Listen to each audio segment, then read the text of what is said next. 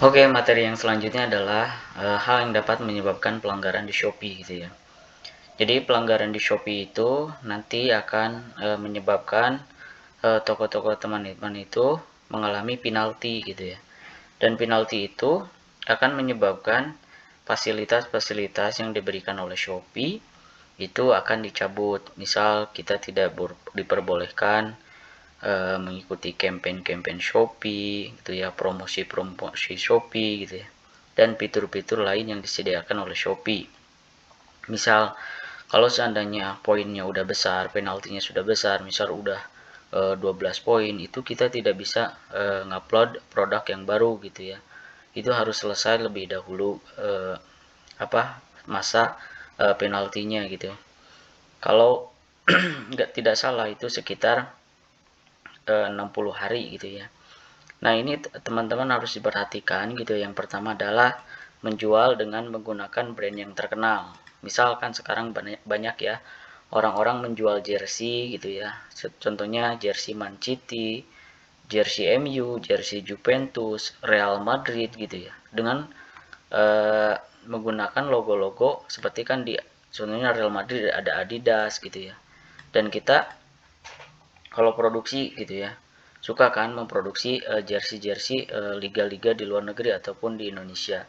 Nah, itu akan terkena penalti gitu ya. Itu bisa saja produk kita dihapus oleh Shopee otomatis gitu ya. Setelah kita upload gitu ya. Kadang gitu ya.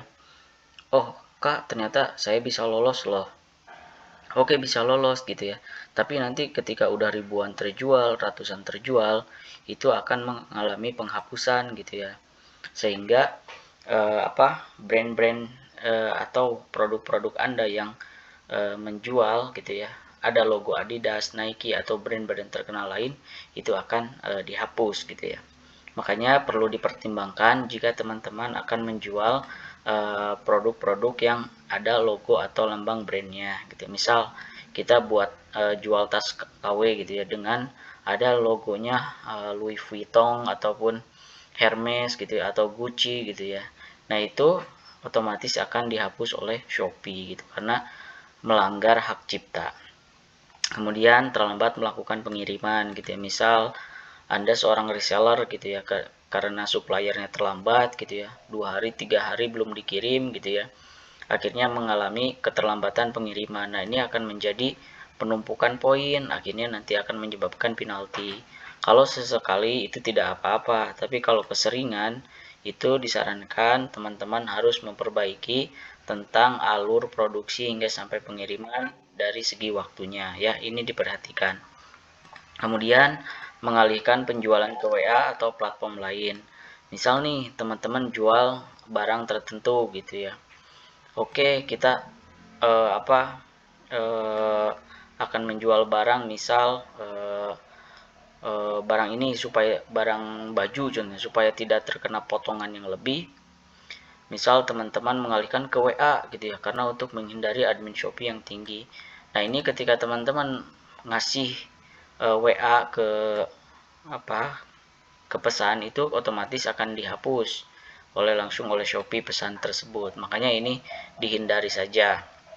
Kemudian menjual barang-barang terlarang ya, ini sudah jelas tidak akan diterima oleh Shopee. Misal narkotika, minuman-minuman keras ataupun obat-obatan gitu ya. Terus barang-barang yang dilarang di Indonesia. Kemudian selanjutnya adalah saat live menyebutkan platform lain seperti TikTok gitu ya. Ini TikTok seperti TikTok gitu ya. Lazada dan lain-lain gitu ya melakukan. Contohnya seperti ini. Oke teman-teman,